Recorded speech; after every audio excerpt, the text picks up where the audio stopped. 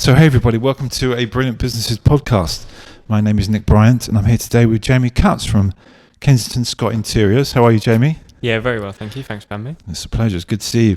It's actually quite exciting because we've not been in the studio for a long time due to COVID restrictions, so we're back in today. So I'm really pleased that we're getting going with it again. So Jamie's business is a bespoke kitchen design company based in Tunbridge. Yep, showrooms in Tunbridge, yeah. Okay. And we're going to start off the interview by Jamie telling us about how it all came about and how the business started, what he loves about it and what he's trying to get across. So take it away, Jamie, give it to us. So the company was started by my dad in 2010. So he was a kitchen fitter for 35 years, but he also ran gas teams, electric teams, plumbing.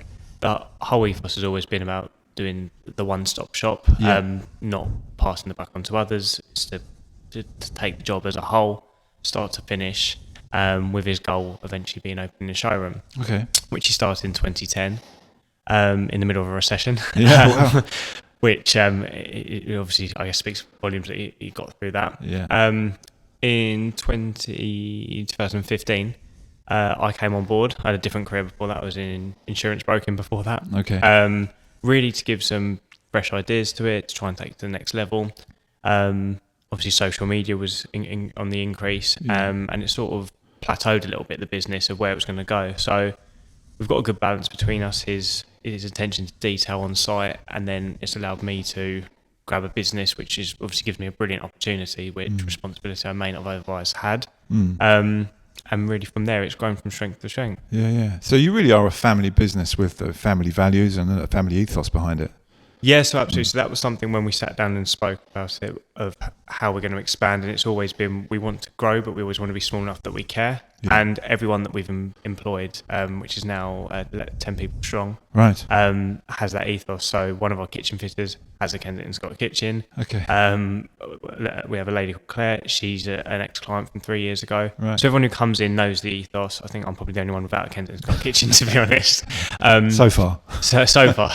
But that's really behind it. People come in, they enjoy coming to work. It's a good place, a good environment. We're very positive, very open. Everyone gets their ideas across, and it's always been my goal that if you work hard and you get results, you get paid accordingly. And that's always been something that everyone who comes in. So we've actually employed 3 people in the last 9 months, but all of those have an idea of where they're going to be in a year's time, 2 years' time. If they get results, I think is important. Yeah, no, that's really good. I'm keen to learn about the process really, as far as where your business goes. As far as someone comes in the showroom, they say, I like that kitchen, or they have no idea. You design it for them. You go to the houses. Talk us through that process. So this is something again where we've looked at and it's evolved, and we're always happy to tweak. We're not arrogant enough to go like, this is us. Yeah. So we will to take you by the hand and let you know how we work. So there's 2 sort of main ways that can work. If it's a building project, it starts a little earlier. If it's a kitchen project, then we can go out and look at that space immediately. But the main idea is that we will let you know. We will go out, look at the project, tell you the next steps, and that won't just be the kitchen element. That will be, right, have you thought about your fuse board? Does the flooring need? Is this safe? And we will take start to finish. The idea being that when you come in and you sit down for a design, beforehand you would have sat down with myself or one of the other members of the team.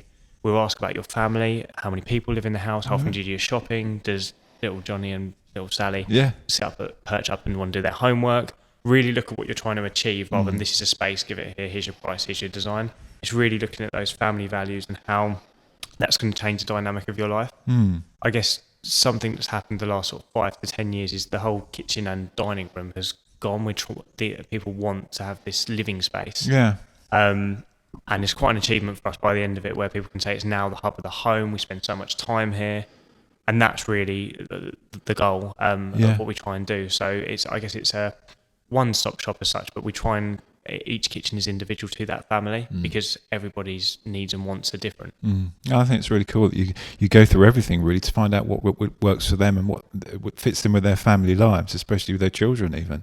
Yeah, I mean, it's important. I think time is that, I know it sounds a bit cliche, but time is that modern day luxury. And if we can make that more enjoyable, or just simple things, changing the hob so it's in the island so people can look at their family as they're doing it, as opposed to having their back, just taking it to degree, and it's only listening to people. Yeah.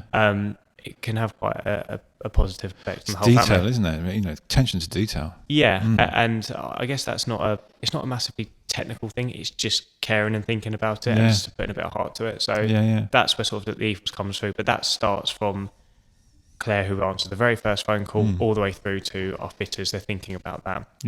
And everyone knows everyone's process, so there's no blaming, and we're all on the same page.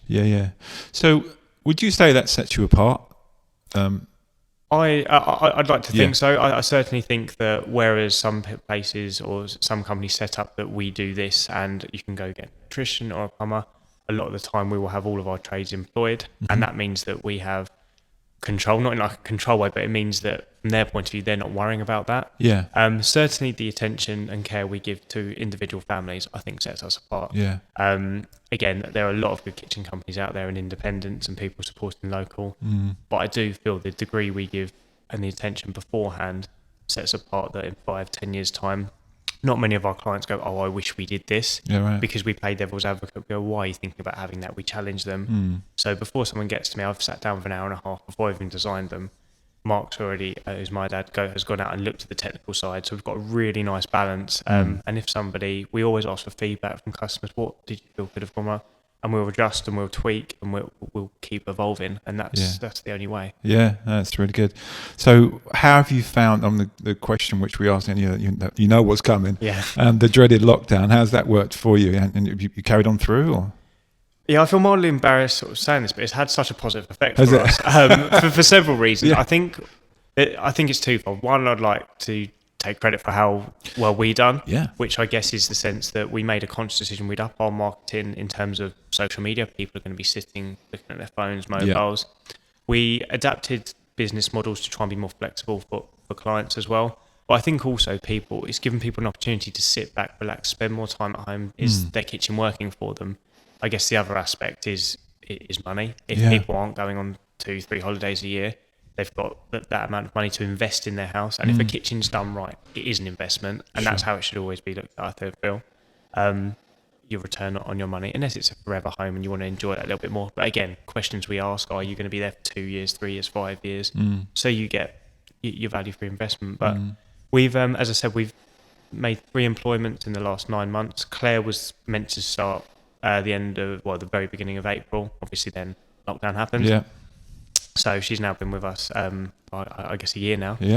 But we've employed twice since a new designer and an operations manager. So it's positive. We're not getting ahead of ourselves, but we've set our stance, and we feel we're making good waves. But I think COVID's had there's some positive things. Obviously, there's a lot of negative things. But there are elements of it where we had to change Zoom calls and things. But I think there's been a willingness from the public to want to support local, and we've just tried to do our bit to stay relevant, and we've we hit our record turnover. So we I guess it's good from our point of view. Yeah, well, good for you. I mean, it's been about adapting for everyone, hasn't it, over the last 12 months, and some have turned it to their benefit, and it sounds like you have, so that's really cool.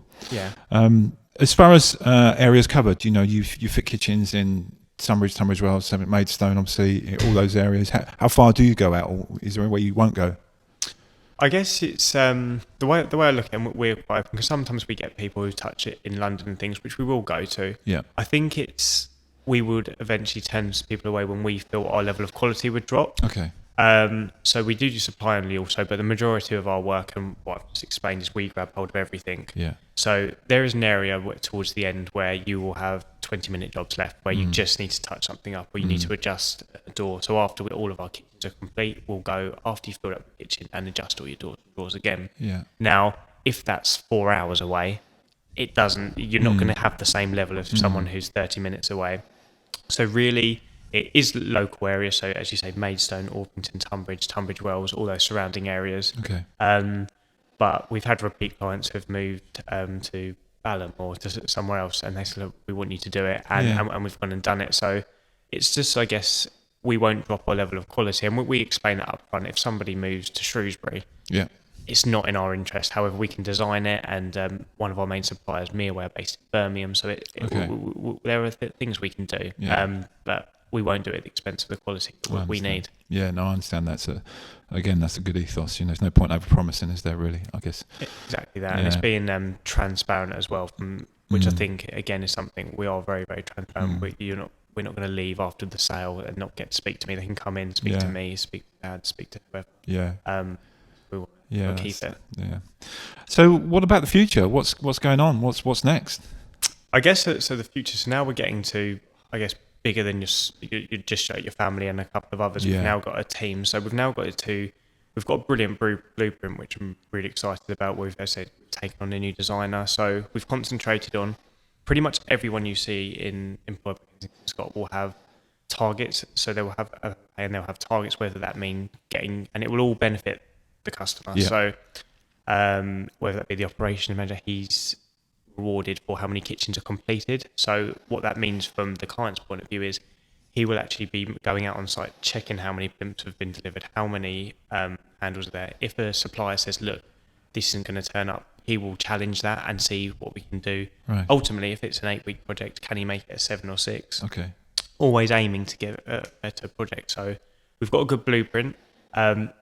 As I said, it's really important for us that family ethos stays, because we are going to grow. But everybody comes in and they know the family ethos. So, for example, our latest employment was a kitchen designer. She's been here nearly a month. She's only just started learning about the kitchens, because I wanted to show her the process of who we are. She's shadowed myself and everyone else in the team, just so she understands Kensington Scott and who we are. Which I think is important, because there's going to come a time where you can't overlook everybody. No. But I guess growing it would be good. For what we want to do is show people that we are a family business. We want to be in touch. We don't ever want to feel like, oh, they're a big business. That's not what it's about. I want people to come in. Quite often clients will invite us around afterwards. We have that relationship at times. And it's nice to pop around and say, oh, the kitchen now, it's changed how much time we spend in there. And I don't never want to lose that, because I know obviously we all work to earn money, but also there's a massive reward for us that you're changing families' lives in a pretty positive way. Absolutely. And I think that's even more important now, where people, I think, are allowed to step back and reflect. And be allowed to have that time with their family. And when they're pleased with what you've done, then they tell their friends, don't they? And they tell their loved ones and their family, and then that has a knock-on effect for everyone, because everyone gains from it. I think recommendation is always your number one reward in terms of that. I think recommendation goes more than any advertising can. Does. And where we're slightly tucked away, recommendation is massive for us. But there's very few people I think would feel after they've gone through the process I wouldn't recommend, which is really nice and important to us also. Yeah, that's cool. That's great, Jamie. Thank you very much for sharing all that with me and telling me about the business and the company and your ethos. It's been really interesting. Thank you. No, you're very welcome. So all Jamie's details will be on the Brilliant Businesses website, and we'll leave all his information underneath this podcast and this YouTube video. Please follow Kensington Scott Interiors on all their social media channels. I'm sure you're on Facebook, LinkedIn, Twitter, all those guys. Yeah. If you like what we're doing, please subscribe. And thanks very much, and we'll see you again for another podcast soon. Thanks, Jamie. Good to see you. Thank you very much.